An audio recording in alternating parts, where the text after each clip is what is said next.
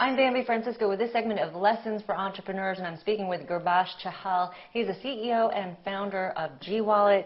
Gurbash also sold his first company when he was 18 years old for $40 million. That company is Click Agents. And his second company he sold when he was 25 for $300 million. That was Blue Lithium, and now he's on to his third, and he's only 27 years old, and his third is GWallet. So anyway, he's got a lot of experience despite his age, and he's here to talk about and give some advice to some of the entrepreneurs out there. So Gurbash, how about three pieces of advice for the entrepreneurs watching? Okay, well, thanks for having me. I think the first one is don't get emotional. Every entrepreneur I kind of meet kind of falls into that mindset, and there's two ways to look at it. Being emotional and being passionate are two different things. You obviously need to be passionate about what you do, but when you're emotional about it, you're kind of force-feeding yourself to do something that may or may not work. And even my perfect example is when I started GWallet, I had the idea of being in the offer space with the coupon vertical, tried that out for 2 months, and basically changed it and moved it into virtual currency, and now it's in a very more successful environment. And I think most entrepreneurs once they think of an idea, that's all they think about, and they're not afraid. I mean, they're afraid to change it, versus actually looking at the market opportunity and see what might work better. So, first and foremost is that when you're in a startup, whatever idea you start off with, it is going to change. And even in my past two companies, I remember looking at all the PowerPoints of me thinking of the next. Starting off the year off, and by the end of the year, the company would be in a different direction. So if you're open to it, you'll be more successful. If you're less open to change, then you'll get emotional, and that might tie you down. Part of it is fear, making that change and making the wrong change. And how do you finally just get yourself to just say, this is what I have to do? I mean, or to give me an example of something that you really just didn't want to change, and you just at the last minute, you made the right decision.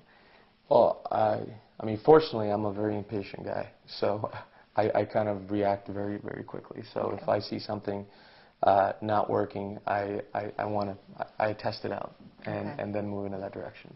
Okay, so don't be emotional. Don't be passionate, emotional. but don't be emotional. And be open to change. And be open to change. Anything else for? Sure. Surround yourself around people that want to see you succeed. The first 20 people you hire are going to make it or break it. So you want to pick, the rock stars that want to be part of that recognize what the end game is going to be, rather than, people that may not be the highest quality. I remember when I raised money for Blue Lithium, I raised $11.5 million, but I never used a penny of it. But I'm glad I took it, because I think since my first company I bootstrapped it and I didn't raise capital, whenever I would interview someone, I would always be fearful, because I would think oh my God, how much is this guy going to ask me, or can I even afford him, right? And this guy's going to make 2 times more money than me. You think about all that stuff, rather than the discussion should be around what's your biggest value and how can you add value to my company, and how can we work together and figure the economics later. So irrelevant of how much it cost. So I think I was able to take those risks a little bit more, where even though I never used my money from the investors, I was able to hire the right rock stars that were in it to win it. How about some lessons about selling your company, or not selling, but even going through the acquisition process? You've sold 2 very successfully. Sure. What are some of the lessons there? Well, I think there's 3 types of entrepreneurs, and an entrepreneur can do all 3 things. I mean, but it's all an art. The first stage is the idea guy. The second stage is the scalable guy, the one that can bring in people onto the team to take the company to the next level.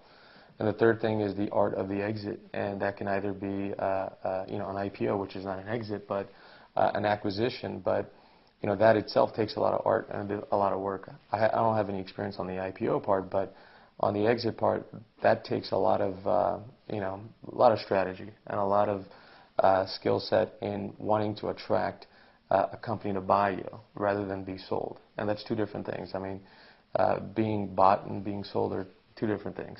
Being bought it's a more of an emotional thing, and you get a very nice price tag with it. And being sold is it's more of a distressed asset, and maybe the investors get their money back, maybe they don't.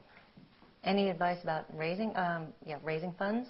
Sure. I think VCs are not risk takers, and usually They will only give you money when you don't need it. So, you have to take the hard part of growing a business and not needing capital and raising capital when you don't need it. So it's kind of a hard thing to do, but that's the trick right there. All right, Gurbash, great lessons and great advice. Thanks. Thank you.